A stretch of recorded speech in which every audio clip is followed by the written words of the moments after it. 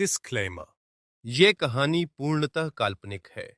इसमें वर्णित सभी पात्र, घटनाएं, स्थान और संवाद लेखक की कल्पना पर आधारित हैं। इस कहानी का किसी भी वास्तविक व्यक्ति, जीवित या मृत, घटना, धर्म, समुदाय, संगठन या संस्था से कोई संबंध नहीं है। यदि किसी नाम, चरित्र या घटना का वास्तविकता से कोई साम्य प्रतीत होता है, तो उसे मात्र संयोग माना जाए। इस ऑडियो सीरीज का उद्देश्य केवल मनोरंजन है। किसी भी व्यक्ति, वर्ग या समुदाय की भावनाओं को ठेस पहुंचाने का कोई उद्देश्य नहीं है। इस कहानी के सभी अधिकार सुरक्षित हैं। लेखक की अनुमति के बिना इसकी सामग्री का किसी भी रूप में उपयोग, प्रतिलिपि या प्रसारण करना कानूनन अपराध है। रात के लगभग 1:30 बज रहे थे और अलीशा अभी अभी घर के अंदर आई थी। प्रदीप, जो कि किसी वजह से नीचे हॉल में आए थे, जैसे ही उनकी नजर अलीशा पर गई, उनकी भवें तन गईं और असमंजस भरी आवाज में बोले, प्रिंसेस, आप इस वक्त कहां से आ रही हैं? अलीशा ने एक नजर प्रदीप को देखा और फिर डेविल एक्सप्रेशंस के साथ बोली, कुछ काम था, वही करने गई थी।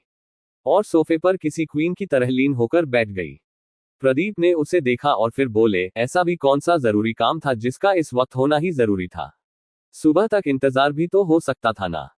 उनकी बात सुनकर अलीशा के चेहरे पर एक डेविल स्माइल आ गई और वो अपना सर नामे हिलाते हुए बोली, नो डैड, सुबह तक इंतजार हो पाता तो मैं बेशक कर लेती, मगर ये काम ही ऐसा था कि अगर अभी न करती तो फिर रात भर सुकून से सो नहीं पाती।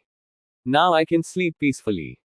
उसकी बातें सुनकर और इसके चेहरे पर वो डेविल स्माइल देखकर प्रदीप को ये बात तो अच्छे से समझ आ गई थी कि अलीशा कुछ उल्टा सीधा काम ही करके आ रही थी, और हो भी क्यों ना, आखिर खून तो वो प्रदीप मल्होत्रा का ही थी। प्रदीप मुस्कुराए और प्यार से उसके गाल पर हाथ फेरते हुए बोले, गुड। अपने कामों को कभी अधूरा नहीं छोड़ना चाहिए। अब जब काम हो ही गया है तो जाओ, जाकर सो जाओ, बहुत देर हो रही है। अलीशा ने अपना सर हाँ में हिलाया और उठकर जाने लगी। तभी प्रदीप का फोन रिंग हुआ। प्रदीप ने फोन चेक किया तो सिराज का कॉल था। अलीशा ने अपनी भवें सिकोड़ते हुए कहा, ये सिराज इस टाइम आपको कॉल क्यों कर रहा है डैड? प्रदीप ने एक डेविल स्माइल के साथ कहा, तुम्हें याद है उस दिन पार्टी में वो आदमी जिसने मीडिया में बयान दिया था? वो हमारी गिरफ्त में है और सिराज ने मुझे ये बताने के लिए कॉल किया होगा कि उसने किसके कहने पर ये किया था। ये कहकर प्रदीप ने कॉल उठा लिया और उधर से सिराज की बातें सुनकर उनके चेहरे के एक्सप्रेशंस पल पल बदल रहे थे।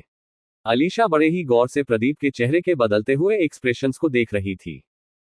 प्रदीप का चेहरा अब तक गुस्से से लाल हो चुका था और उसने गुस्से में फोन काटकर उसे दीवार पर पटक दिया, जिससे उस फोन के टुकड़े टुकड़े हो गए।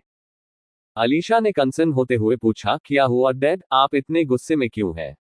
क्या कहा सिराज ने? प्रदीप ने उसकी किसी भी बात का जवाब नहीं दिया और गुस्से में ही सीढ़ियां चढ़ने लगे। वो सीधा अलीशा के कमरे में गए, जहां बेड पर अहान बड़े ही सुकून से सो रहा था। उन्होंने गुस्से में एक झटके से अहान की बांह पकड़कर उसे उठाकर बैठा दिया, जिससे हड़बड़ाहट के साथ अहान की नींद टूट गई। प्रदीप ने अहान को कुछ भी कहने का मौका तक नहीं दिया और उसे लगभग घसीटते हुए नीचे हॉल में ले जाने लगा। पीछे से अलीशा लगातार उन्हें रोकने की कोशिश कर रही थी, मगर मानो प्रदीप को तो कुछ सुनाई ही ना पड़ रहा हो। उन्होंने हाल के बीचों बीच ले जाकर अहान को झटके से छोड़ा, जिससे वो लगभग जमीन पर गिरते गिरते बचा। इसके बाद प्रदीप ने चिल्लाकर सबको नीचे बुलाया। प्रदीप की आवाज सुनकर सभी लोग थोड़ी ही देर में हॉल में आ चुके थे। किसी को कुछ भी समझ नहीं आ रहा था कि आखिर हो क्या रहा है, तो वहीं अहान को थोड़ा थोड़ा अंदाजा लग चुका था और उसका चेहरा अब सफेद पड़ने लग गया था। प्रदीप ने बेहद डेंजरस आवाज में अहान को देखते हुए कहा, तो तुम खुद अपने मुंह से सबको अपने शुभ कामों की लिस्ट बताओगे या फिर मैं बताऊं?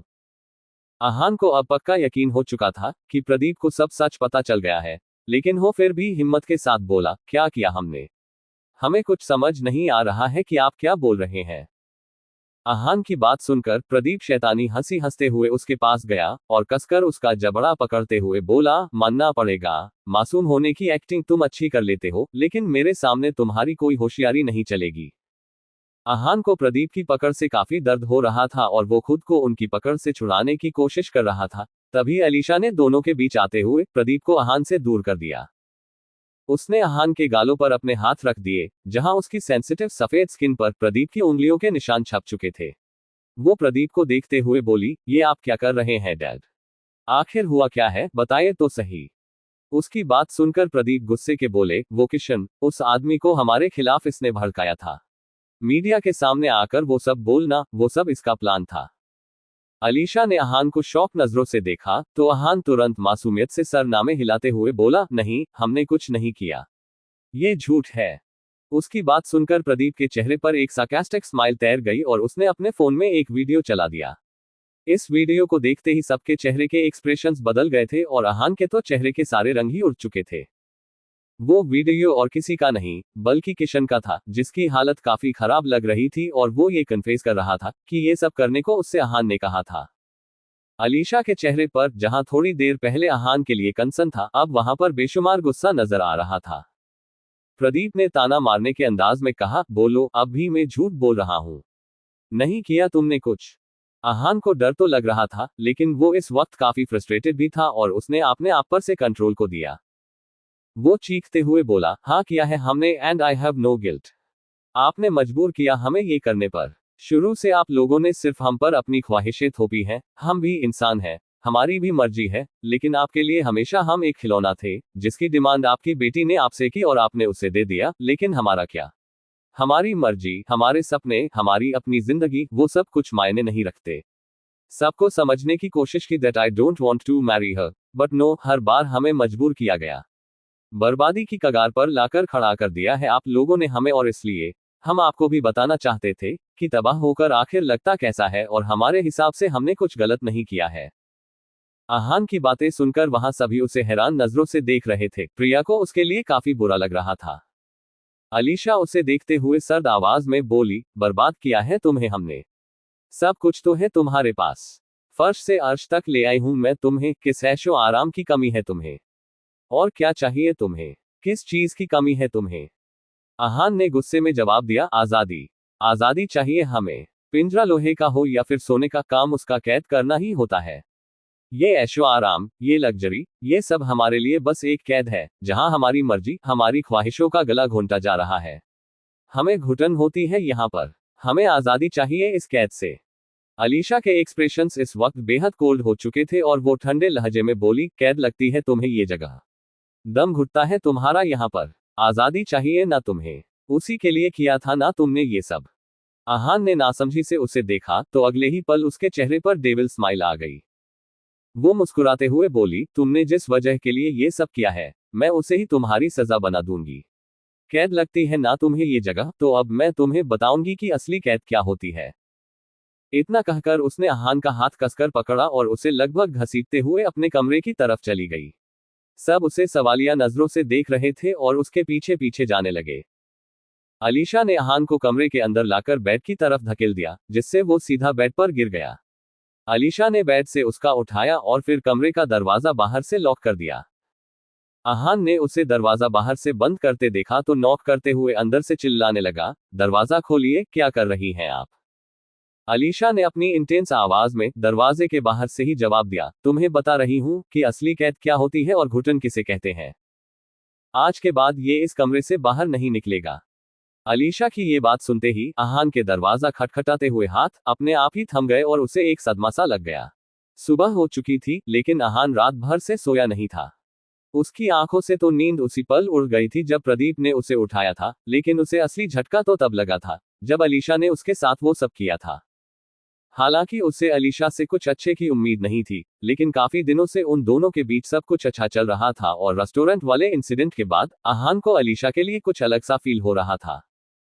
उसने अलीशा से कुछ ऐसा एक्सपेक्ट नहीं किया था। उसने उसे इस चार दीवारी में कैद कर दिया था। अलीशा से और कोई उम्मीद की भी नहीं जा सकती थी और ये बात अहान बहुत अच्छे से जानता था।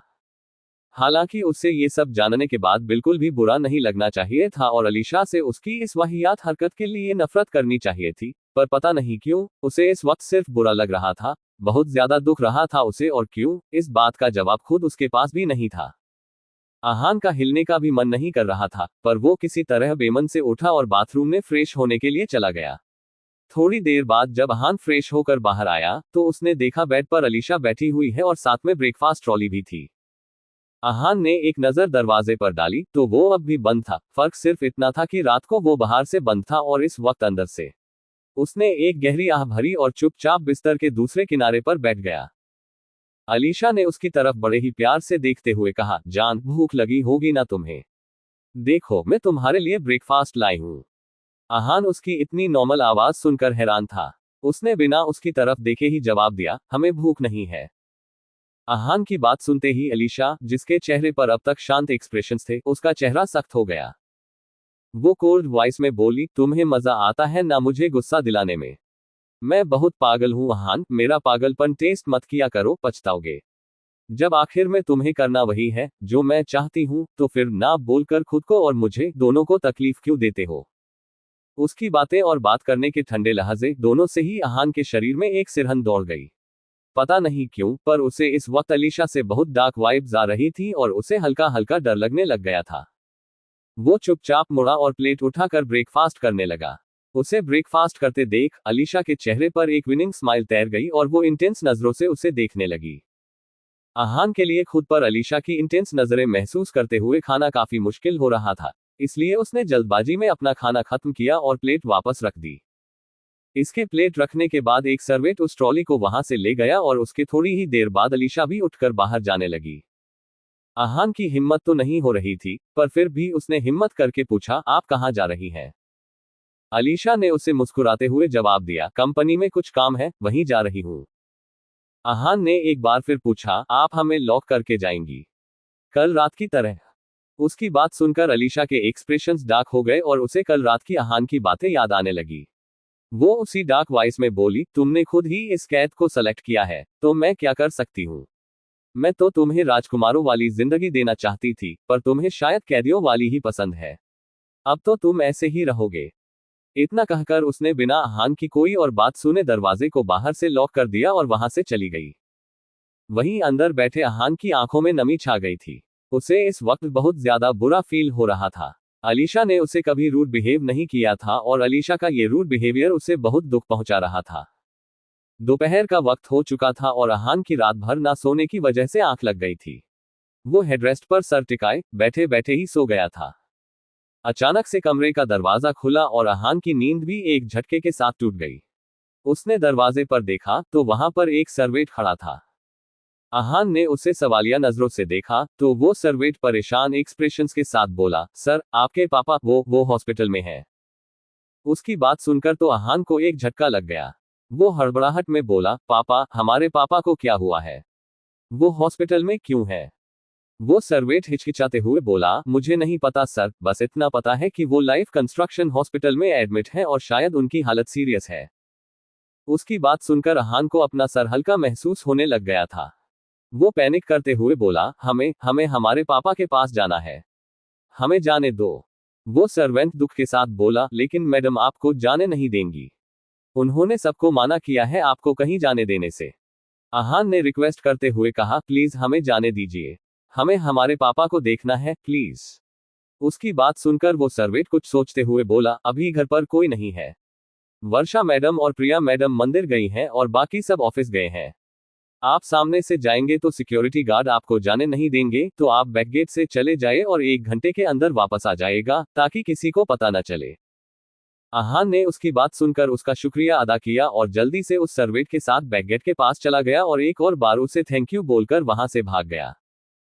उसके वहां से जाते ही उस सर्वेंट के चेहरे पर एक शातिर मुस्कान तैर गई और उसने अपना फोन निकालकर वर्षा को कॉल डायल किया और खुशी के साथ बोला, काम हो गया मैडम। दूसरी तरफ से वर्षा की खुशी से भरी आवाज आई, गुड, अब तुम इस शहर से गायब हो जाओ। उस सर्वेंट ने हामी भरी और फोन काट कर खुद भी वहां से बाहर निकल गया। आहान ने रास्ते में एक बाइक वाले से लिफ्ट ले ली थी और वो अब तक हॉस्पिटल पहुंच चुका था। उसने जाते ही रिसेप्शन पर अपने पापा के बारे में पूछा तो रिसेप्शनिस्ट ने जवाब दिया कि वहां पर उस नाम का कोई पेशेंट था ही नहीं। आहान को इस वक्त काफी अजीब लग रहा था। उसने पास खड़े एक आदमी से उसका फोन एक कॉल करने के लिए मांगा, तो उस आदमी ने मुस्कुराते हुए उसे अपना फोन दे दिया। आहान ने अपने भाई का नंबर डायल किया और कॉल लगते ही उससे पूछा, पापा कैसे हैं? कहां पर हैं आप लोग? आर्यन आहान की आवाज सुनकर पहले तो खुश हुआ और फिर उसके सवाल सुनकर थोड़ा परेशान। उसने असमंजस में कहा, पापा ठीक है आहान, वो कॉलेज गए हैं और मैं आज घर पर हूं क्योंकि तुम्हारी भाभी को हल्का सा बुखार था। कुछ हुआ है क्या? तुम ठीक हो ना बच्चा?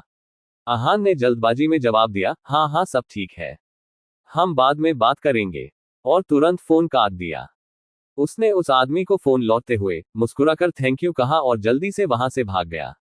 उसे अब जल्द से जल्द वापस पहुंचना था। उसे ये समझ आ गया था कि ये एक चाल थी, पर क्यों? और सबसे बड़ी बात, किसकी? आहान के पास इस वक्त न पैसे थे और न ही कोई साधन। वो जल्दी से जल्दी पैदल ही घर जा रहा था। मल्होत्रा मैंशन के बैकगेट की तरफ से जाने वाला रास्ता काफी सुनसान सड़क से होकर गुजरता था और आहान इस वक्त उसी सुनसान सड़क से गुजर रहा था। वहां से इस वक्त काफी कम गाड़ियां गुजरती थीं। जाते वक्त उसकी किस्मत थी कि उसे लिफ्ट मिल गई थी, पर इस वक्त वो सड़क एकदम सुनसान थी। वो अभी वहां से जल्दी वापस जा ही रहा था, तभी उसे 5-6 आदमियों ने घेर लिया। उन सबके हाथों में गन थी। आहान ये देखकर अब काफी डर चुका था और उसे समझ में नहीं आ रहा था कि वो आखिर करे तो करे क्या। उन लोगों ने उसे चारों तरफ से घेर रखा था, वो चाह कर भी वहां से भाग नहीं सकता था। उसका दिमाग इस वक्त ब्लैंक हो चुका था। आहान ने हिम्मत करके उनसे सवाल किया, कौन हो तुम लोग?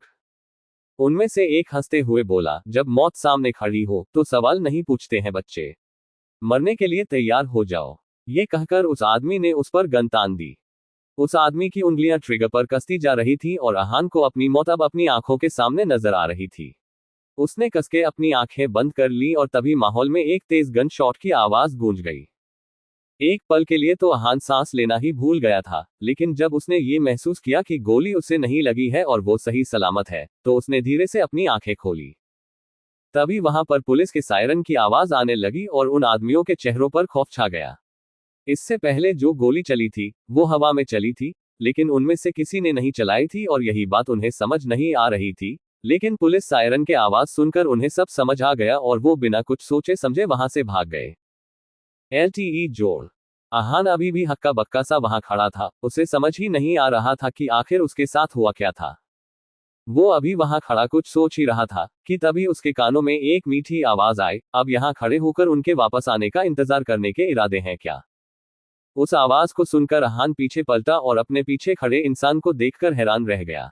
उस आवाज को सुनकर आहान होश में आया और पलटकर उसकी तरफ देखा, तो उसके पीछे एक बेहद हसीन लड़की खड़ी हुई थी। आहान कुछ पल उस लड़की को ऐसे ही देखता रहा और वो लड़की भी आहान की खूबसूरती में डूब सी गई थी। तभी आहान अचानक से बोला, आप कौन है?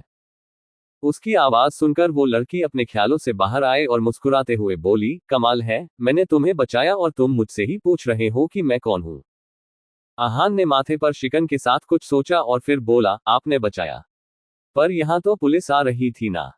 आहान इस वक्त काफी क्यूट लग रहा था। वो लड़की उसकी क्यूटनेस और इनोसेंस को देखकर हंसते हुए बोली, तुम्हें यहां मेरे अलावा और कोई दिख रहा है? और फिर अपना फोन निकालकर उसमें पुलिस सायरन की ऑडियो प्ले कर दी। उसके ऐसा करने के बाद अब कहीं जाकर आहान का दिमाग काम करना शुरू हुआ और वो हैरानी से बोला, आपने उन लोगों को बेवकूफ बनाया, पर वो गन शॉट, वो तो असली था ना? उस लड़की ने हाँ में सर हिलाया और अपने पास से गन बाहर निकालकर उसे दिखाए और वापस रखते हुए बोली, डिफेंस पर्पज के लिए है, काम आ गई। उसकी बात सुनकर अब आहान के चेहरे पर भी एक सुकून भरी मुस्कान आ गई और वो बोला, थैंक यू सो मच हमारी जान बचाने के लिए।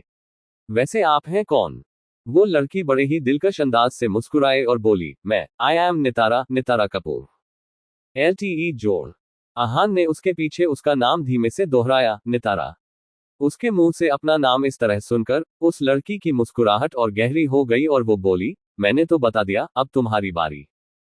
आहान मुस्कुराते हुए बोला, I am Aahan Sharma. Nice to meet you miss Nitara. Nitara मुस्कुराए और बोली, pleasure is all mine, Aahan. Aahan और नितारा इस वक्त भी एक साथ उसी सुनसान सड़क पर खड़े हुए थे। आहान एक बार फिर नितारा का शुक्रिया अदा करते हुए बोला, thank you so much miss Nitara. अगर आप नहीं होती तो पता नहीं हमारे साथ क्या होता। Thank you once again. Nitara उसकी बात सुनकर बेहद दिलकश अंदाज से मुस्कुराई और फिर बोली, अरे अरे, इतना थैंक यू बोलोगे तब तो मुझे लगेगा जैसे कि मैंने पता नहीं कौन सा महान काम कर दिया है। आहान एक प्यारी सी मुस्कुराहट के साथ बोला, हमारे लिए तो आपने महान काम ही किया है। You came and saved my life like an angel, और इसके लिए हम जितना भी थैंक्स बोलें वो कम ही होगा। नितारा उसकी क्यूटनेस देखकर मुस्कुराते हुए बोली, एंजल, तुमने तो मुझे कुछ ज्यादा ही क्रेडिट दे दिया। आहान उसकी बात सुनकर बड़े ही प्यार से मुस्कुराया, उसके गालों पर पड़ते डिंपल्स उसे बेहद क्यूट और हैंडसम दिखा रहे थे। वो उसी मुस्कुराहट के साथ खिलखिलाते हुए बोला, you deserve the credit miss Nitara. उसकी प्यारी बात सुनकर और उसकी वो हसीन मुस्कुराहट देखकर नितारा भी खुद को मुस्कुराने से रोक नहीं पाए और मुस्कुराने लगी। आहान अभी नितारा को मुस्कुराते हुए ही देख रहा था कि तभी अचानक से ही उसके चेहरे के हाव भाव बदलने लगे और अचानक से ही उसके चेहरे पर चिंता की लकीरें उभर कर दिखने लगी। नितारा आहान को इस तरह अचानक से परेशान होता देखकर कंफ्यूज हो गई और अपनी उसी कंफ्यूजन भरी आवाज में बोली, क्या हो गया? अचानक से इतने परेशान क्यों हो गए तुम? आहान उसी घबराई हुई सी आवाज में बोला, हमें जल्दी से घर पहुंचना है। अगर हम जल्दी घर नहीं पहुंचे तो बहुत बड़ी प्रॉब्लम हो जाएगी। नितारा उसे शांत करते हुए बोली, इट्स ओके, तुम इतना परेशान क्यों हो रहे हो? मैं तुम्हें ड्रॉप कर दूंगी। मैं कार से आई हूं और मेरी कार थोड़ी ही दूरी पर पार्क है। उसकी बात सुनकर आहान, जो अब तक पैनिक कर रहा था, वो थोड़ा शांत हुआ और फिर मासूमियत से बोला, आप कर देंगी हमें ड्रॉप? पक्का? नितारा उसकी मासूमियत देखकर खुद को मुस्कुराने से रोक नहीं और मुस्कुराते हुए बोली, हाँ पक्का। अब आहान भी मुस्कुराते हुए बोला, आप कितनी अच्छी हैं। पहले आपने हमें बचाया और अब आप हमारी हेल्प भी कर रही हैं।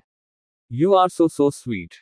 नितारा उसकी ये क्यूटनेस देखकर बस मुस्कुराए जा रही थी। आहान इस वक्त लग ही इतना क्यूट रहा था। उसका ध्यान आहान की आवाज से टूटा, जो बोल रहा था, चले, वरना देर हो जाएगी। नितारा ने अपना सर हाँ में हिलाया और आहान को लेकर अपनी कार के पास आ गई, क्योंकि थोड़ी ही दूरी पर खड़ी थी। उसने आहान को बड़े ही प्यार से कार का गेट खोलकर पैसेंजर सीट पर बैठा दिया और खुद जाकर ड्राइविंग सीट पर बैठ गई।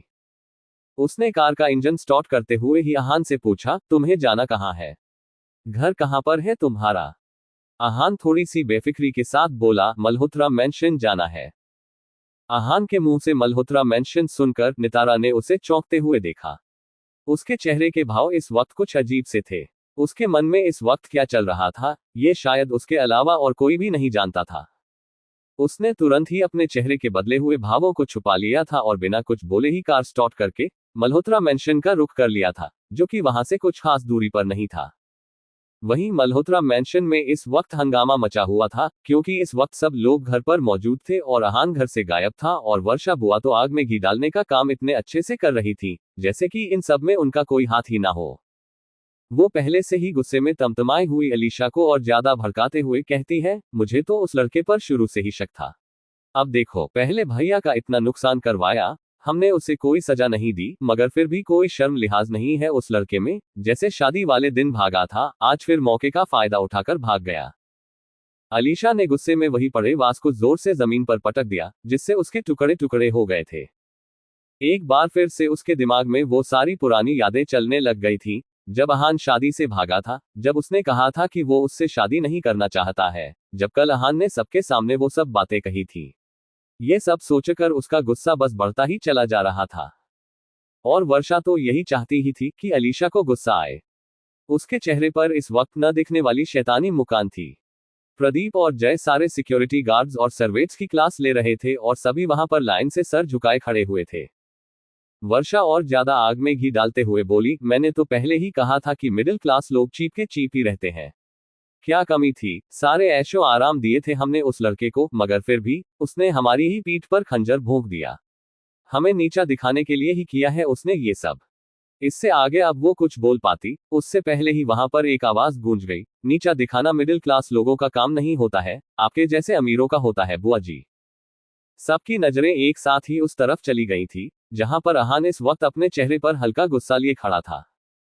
सब अचानक से ही हैरान हो गए थे, लेकिन ज्यादा हैरानी उन्हें आहान को देखकर नहीं, बल्कि उसके साथ खड़ी उस लड़की को देखकर हो रही थी, जो कि कोई और नहीं बल्कि नितारा ही थी। सब एकदम हैरानी के भाव लिए उन दोनों को ही देख रहे थे और तभी वर्षा जी हैरान होते हुए बोली, तुम यहाँ? वहां पर आहान को किसी लड़की के साथ देखकर सब अचानक से ही हैरान हो गए थे, लेकिन ज्यादा हैरानी उन्हें आहान को देखकर नहीं, बल्कि उसके साथ खड़ी उस लड़की को देखकर हो रही थी, जो कि कोई और नहीं बल्कि नितारा ही थी।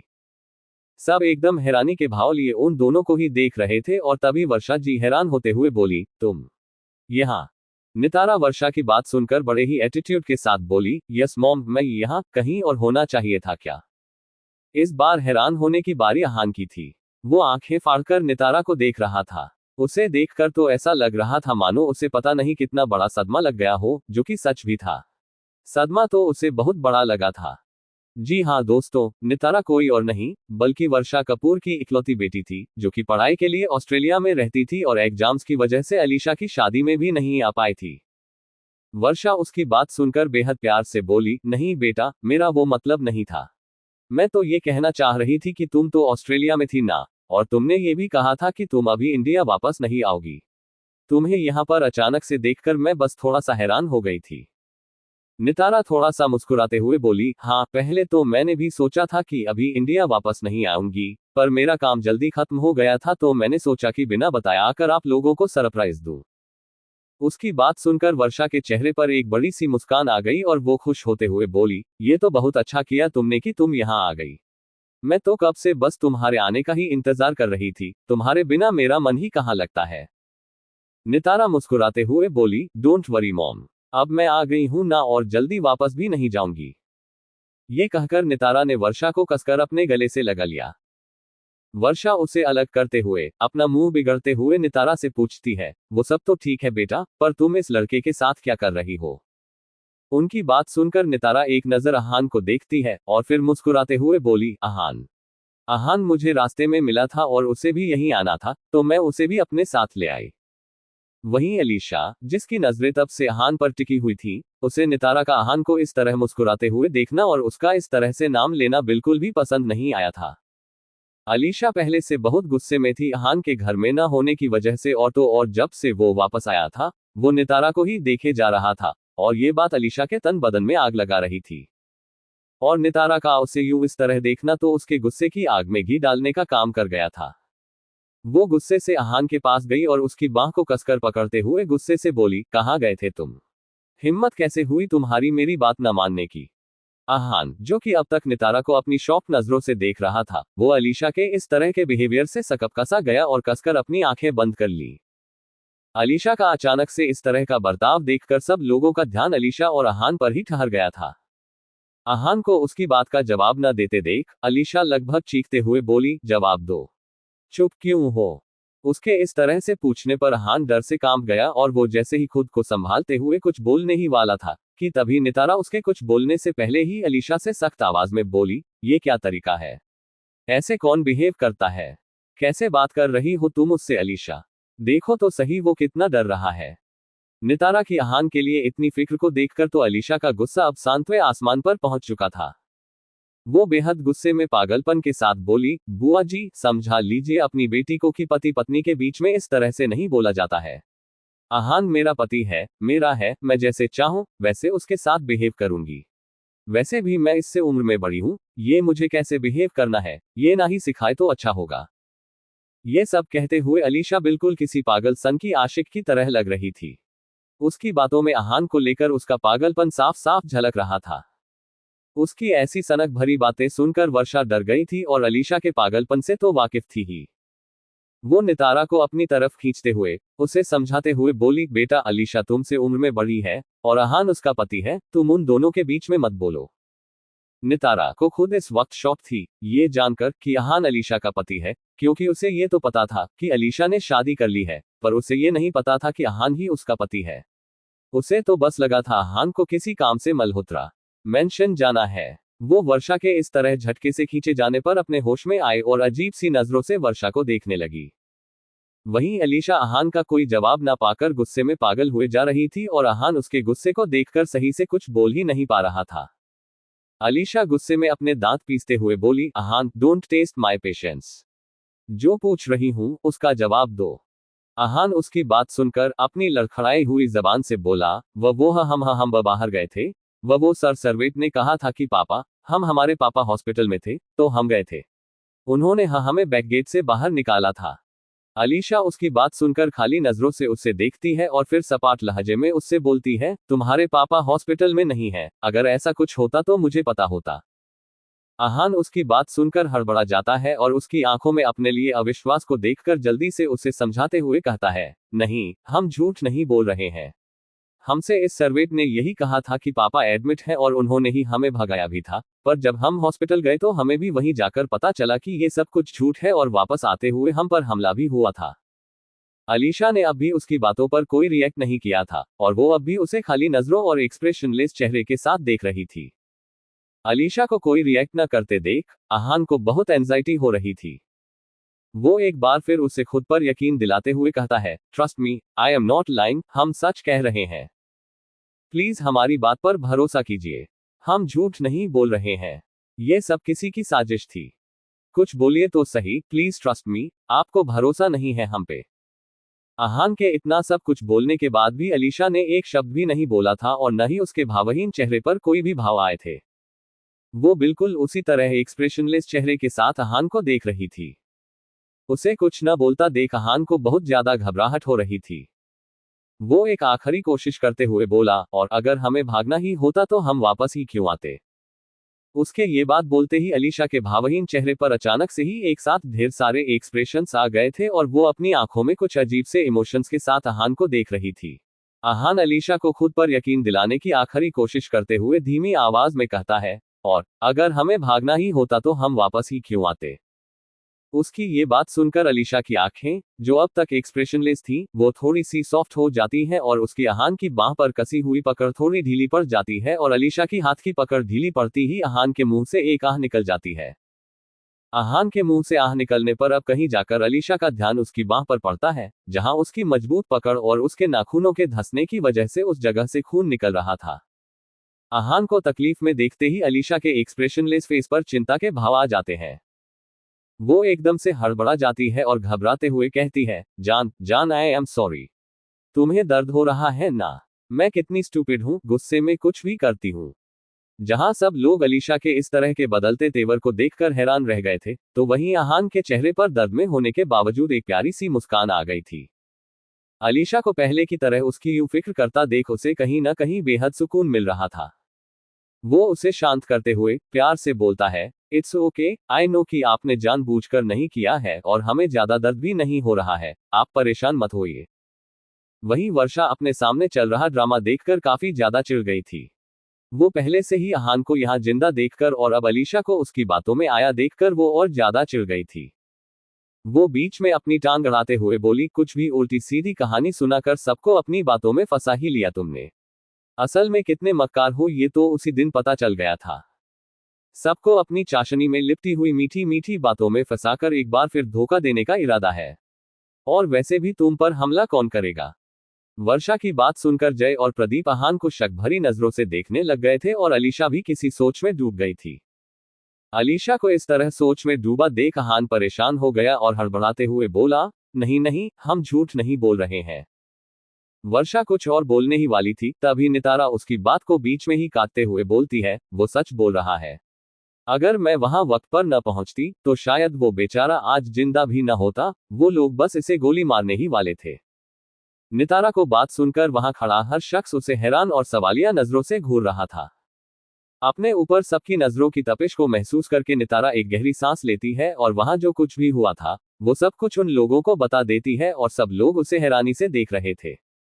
वो अपनी बात खत्म करके सीरियस आवाज में बोलती है, it all was a trap और इससे फंसाया गया है। तो मुझे लगता है कि अब कोई आर्ग्यूमेंट के लिए टॉपिक बचा नहीं है और सब पहले से ही परेशान है, तो मुझे लगता है कि अब सबको अपने कमरे में जाकर रेस्ट करना चाहिए। फिर वो एक नजर अहान के जख्म को देखती है और अलीशा से कहती है, अहान को बैंडेज कर दो अलीशा, उसको दर्द हो रहा होगा। तुम दोनों भी रेस्ट कर लो, मैं भी थक गई हूँ, रेस्ट करने जा रही हूँ। इतना कहकर नितारा बिना किसी की बात सुने सीधा अपने रूम की तरफ चली जाता है। उसके वहां से जाते ही वर्षा भी तुरंत उसके पीछे पीछे चली जाती है।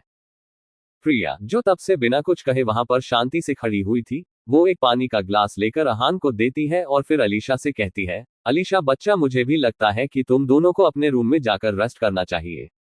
अहान को चोट भी लगी है, उसे दवा भी लगा देना, ये सब बातें तो होती रहेंगी। अलीशा अपना सर हाँ में हिलती है और अहान का हाथ पकड़कर वहां से जाने लगती है। अहान मुड़कर प्रिया को एक जेन्युइन स्माइल पास करता है और वहां से अलीशा के साथ चला जाता है। अलीशा अहान को लेकर रूम में आती है और उसे बेड पे बैठाकर ड्रॉवर से फर्स्ट एड किट निकालकर उससे कहती है, अपनी शर्ट उतारो। उसकी बात सुनकर अहान, जो अब तक एक अच्छे बच्चे की तरह सर झुकाए बैठा हुआ था, वो हैरानी से आंखें फाड़कर उसे देखने लगता है और कंफर्म करते हुए दोबारा पूछता है, क्या कहा आपने? अलीशा झुंझलाहट के साथ अपनी बात दोहराते हुए कहती है, शर्ट उतारो अपनी, जल्दी। अहान उसकी बात सुनकर अपनी शौक नजरों से उसे देखता है और फिर किसी छोटे बच्चे की तरह अपनी शर्ट को दोनों हाथों से कसकर पकड़कर मासूमियत से अपना सरनामे हिला देता है। उसकी इस हरकत पे अलीशा की आंखें सिकुड़ जाती हैं और वो अपनी आंखें छोटी करके अहान को घूरने लगती है। हालांकि उसे अहान इस वक्त बेहद क्यूट लग रहा था, पर इस वक्त उसे उस पर गुस्सा भी आ रहा था क्योंकि वो उसकी बात नहीं मान रहा था। वो सख्त आवाज में अहान से पूछती है, तो तुम शर्ट नहीं उतारोगे? अहान जल्दी से अपना सरनामे हिला देता है। अलीशा धीरे धीरे अपने कदम उसकी तरफ बढ़ते हुए चैलेंजिंग टोन में बोलती है, नहीं उतारोगे? अहान एक बार फिर अपना सर जल्दी से नमे हिलाने लगता है। अहान पहले से ही बिस्तर पर बैठा था और अलीशा इस वक्त उसके बेहद करीब आ चुकी थी। अलीशा लगातार उसके और करीब आए जा रही थी और अब अहान बेड पर पीछे की तरफ झुकते जा रहा था। अहान अब पूरा बेड पर लेट चुका था और अब अलीशा इसके ऊपर थी। दोनों के बीच इस वक्त हद से ज्यादा नजदीकियां थीं और अलीशा के इतने करीब होकर अहान की तो सांसें थम सी गई थी। वो एकटक बस अलीशा को ही देखे जा रहा था। आज के लिए बस इतना ही। इस कहानी में आगे क्या होगा, ये जानने के लिए सुनिए इस कहानी का अगला पार्ट। अगर आपको ये कहानी पसंद आ रही है तो इस वीडियो को लाइक करें, कहानी से जुड़े रहने के लिए चैनल को सब्सक्राइब करें और कमेंट्स में अपनी राय जरूर बताएं। मिलते हैं कहानी के अगले पार्ट में। तब तक के लिए बाय और टेक केयर।